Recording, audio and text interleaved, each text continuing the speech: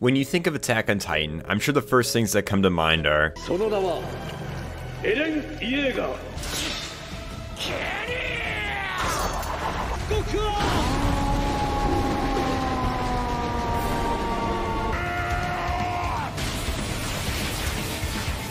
but today we aren't really focusing exactly on that. Instead, today I'll be talking about the deeper motivations and reasons surrounding the Marley and Eldian War. I'll cover the in-group out-group effect, the cycle of hatred, and as a bonus I'll pick apart the reasons why everyone hates Gabi.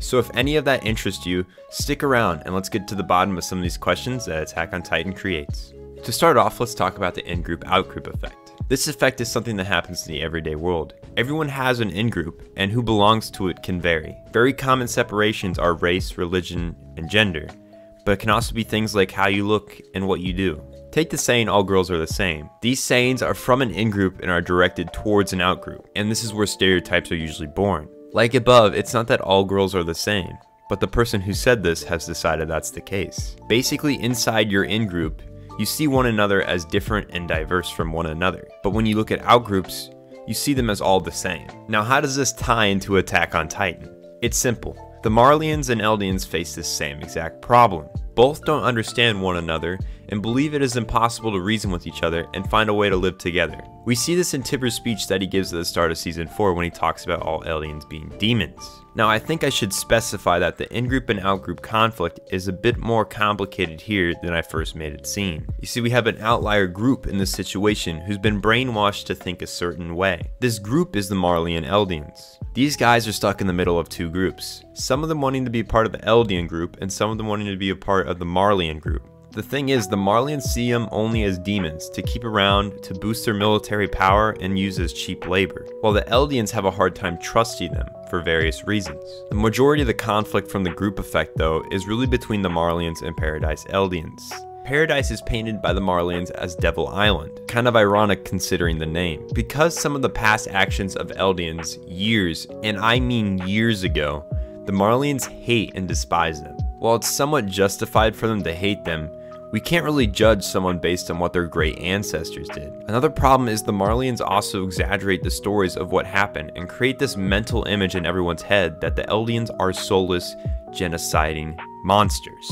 One of the big reasons they make these stories exaggerated are to brainwash the Eldians that still live on Marley. All of the tall tales and assumptions are all products of the in-group out-group effect. Over time, Marley has warped this image of Eldians, and especially Eldians that live on Paradise Island, to better suit their needs and create a common enemy for the people. This strongly resembles what happens in the book 1984. In it, Emmanuel Goldstein is used as a common enemy of the people to drive their aggression towards behind why they're in the situation they are. This allows the Marleyans to somewhat control and brainwash the Eldians that are left, so they will work for them to try to redeem themselves. Yeah, I know, kind of fucked up. The Paradise Eldians have a similar outlook at the Marleyans.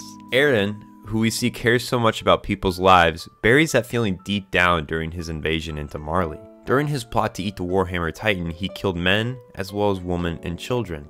While it may not have been intentional, the blood of those lives are still on his hands. Eren is able to look past the lives he's destroying because it means he's saving the lives of those he cares about most on Paradise. Another product of the in-group out-group effect, bias towards one's inner group. This is a societal problem that Eren must face, as we do as well. It's impossible to solve without conflict if both groups are not open to discussion. In my eyes, that's why Eren originally went undercover, to see if there was any chance at peace doing it Armin's way, without bloodshed. The world, though, was too fearful of the people of Paradise thanks to Tibber's speech, and how Marley has painted the Eldians out to be over time. So, Eren chose the other path to end the conflict. War. War turns children into soldiers, men into monsters. And there's another problem that the violence of war creates, and that's hatred. The cycle of hatred is something that is portrayed in many different series. It plays a big role in Naruto Shippuden, especially in the Pain arc, and for those of you who have played Sekiro, it's very prominent there as well. The cycle of hatred is exactly what it sounds like, and the only way to end the cycle is to not succumb to it. Take Naruto for example. He chose not to kill Pain to avoid continuing the cycle, as Konan would take out her hate on Naruto and kill him. Then Sakura and Naruto's friends would take out their hate on Konan and kill her, continuing a cycle of death and killing. This goes on and on until one side completely obliterates the other, and is exactly the path that the Eldians and Marleyans are on in Attack on Titan. Eren's goal right now is to create the Rumbling, an apocalyptic event that would wipe out most of the population. The Marleyans' goal right now is to exterminate the Paradise Island, especially Eren, the Attack Titan.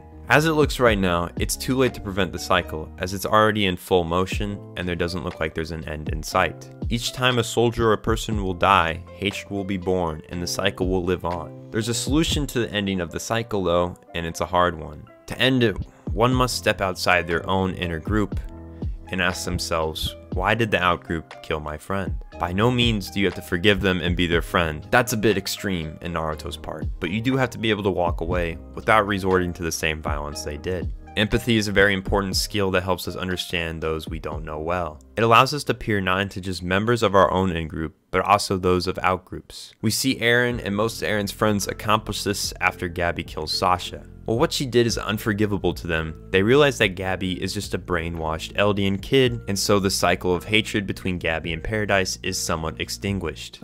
Somewhat. Some people didn't get over it as well. More on that later. So yeah, the cycle of hatred can be tied into the in-group and out-group effect, and that's because the group effect revolves around the fact that people have trouble understanding and seeing each other's viewpoints. Our world, as well as the world of Attack on Titan, has a hard time understanding one another. Until we can stop resorting to violence and be open to others' opinions and viewpoints, we will forever be stagnant as a society. For those of you who have read the manga, you know exactly what I'm talking about. Now that you're familiar with today's first two topics, let's talk about Gabi.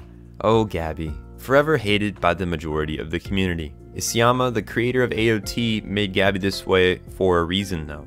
Gabi is quite literally a mirrored image of Eren pre-time skip. Reckless, angry, a strong bloodlust to kill the enemy. She's extremely dogmatic, headstrong, and cocky. The reason we hold Eren on a pillar though and not Gabi is because he's our protagonist. For years now we've followed Eren and his friends and have grown a strong bond with them. They would be considered our in-group. But then after all this time, some cocky ass bitch shows up and shoots Sasha in the back and we watch her die. Not only was Gabi part of an out-group, i.e. the Marleyans, a group that we already aren't big fans of, she also just started the cycle of hatred when she kills a beloved character. This puts her on the lowest pedestal possible, and I even despised her at first. But after a while and some thinking about it, I realized that I shouldn't hate her for what she's done, but I should be understanding of her actions. Gabi took this opportunity to kill what she thought was a soulless Paradise Eldian. What she didn't realize is that Paradise Eldians are humans too. She's completely oblivious to this, and that's part of where her dogmatic headstrong views come in.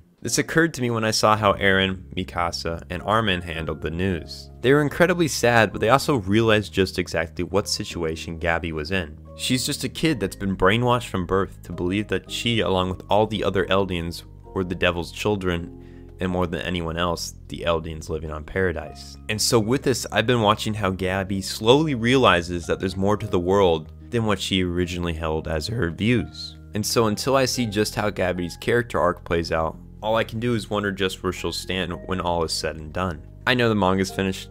I'm not going to spoil it though, bear with me. What I want to be the big takeaway today is I want you to look at the big picture of the world of Attack on Titan. Both sides believe they are heroes, when in reality neither is. The Marleyans are as equally good and bad as the Eldians, and vice versa.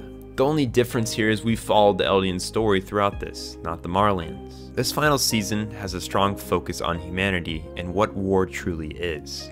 Deception. Yeah, that's pretty much an Art of War quote. We see both sides of the battle, and it's hard to say that one is more justified than the other. The world of Attack on Titan lives in the gray, just like reality. And the sides you choose are usually based on bias due to the group effect. So regardless of which side you think is right in this final battle, just remember, in the end, there are no victors in a war that ends in genocide. Thank you guys so much for watching this week's video. I really enjoyed tying some different societal issues into one of my favorite animes to watch. Attack on Titan has always done a great job of showcasing humanity and just how fragile it is. I love making these kind of videos and I hope you enjoy watching them, so be sure to leave a like on this video and subscribe to support the channel. I'll be shelling out videos as much as I can and I'm grateful for all the support you guys give. With all that said, I love you guys and I'll talk to you next time.